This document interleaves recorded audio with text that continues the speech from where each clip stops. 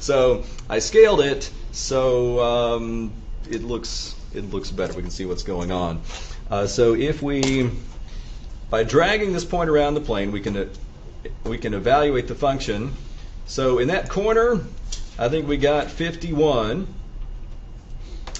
and in that corner we got 84.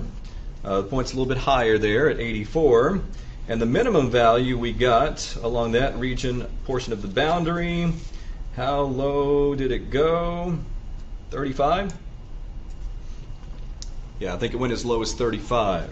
On the top up here, the maximum value happened where x was -7 and y was 9, way up at the top there. That's pretty evident when we look at the graph there. That's where it was equal to 359. And there was no critical point in that interval, so the minimum we got was 29. When we looked along the other boundaries, let's see, the maximum along this vertical line segment was 359, and there was no other critical point there, but I think it went as low as 51.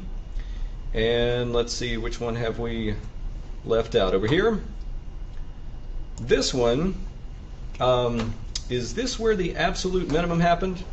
I think it was. It was rotated. 4.6. It was 4.6, so that would be x equals 4, y equals 6. So about right there is where it happens. And if you look at it with that angle, you can kind of see that's about as low as it goes right there.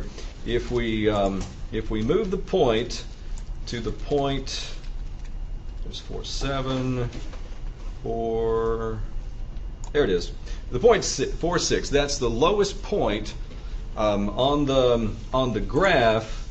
At least the portion of the graph of this function that's above that particular rectangle there. That's the lowest point, and that's basically that. So that's kind of the picture there. But oh yeah, where is that saddle point? It's supposed to be at the origin. I thought this was kind of interesting. At first, I thought we were mistaken. There it is, saddle point, and we can kind of take a peek down there at the origin. There it is. It's really tough to see. This would be not a terribly comfortable saddle, I'm thinking, because I don't know, just the scale of it all. Because it looks like it could be a minimum possibly, unless it kind of does, and I was looking at that and thinking, is that not? But if you look there, it kind of looks like from that angle, it looks like it's maybe at the top of a hill. And if you look at it that angle, it looks like it's kind of at the bottom of a valley. So it is kind of a saddle point. Notice this. If you're at 0, 0, evidently the value of the function is 40 there. Pretty easy to evaluate if all the x's and y's are 0. If you take it and slide it from there into the first quadrant, it's immediately less than 40. If we go back to 40 and slide it into the third quadrant, it's immediately less than 40. But if from the origin we go to the second quadrant, it's immediately more than 40. Or if we go to the fourth quadrant, it's immediately more than 40. So I'm thinking, if we draw any circle, no matter how small, around the origin, it's going to have some points in the first and third quadrants with function values less than 40, and it's going to have some points in the second and fourth quadrants with function values greater than 40, and that fits our definition of saddle point. So certainly it fails on a relative minimum or relative maximum. So the only possibility of it being a minimum is if there was a boundary, but then we have to check the boundaries anyways. So.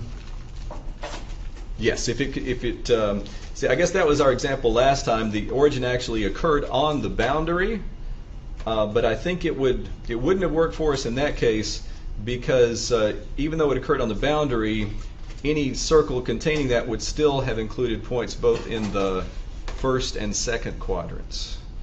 So remember last time I think the minimum y value was 0, so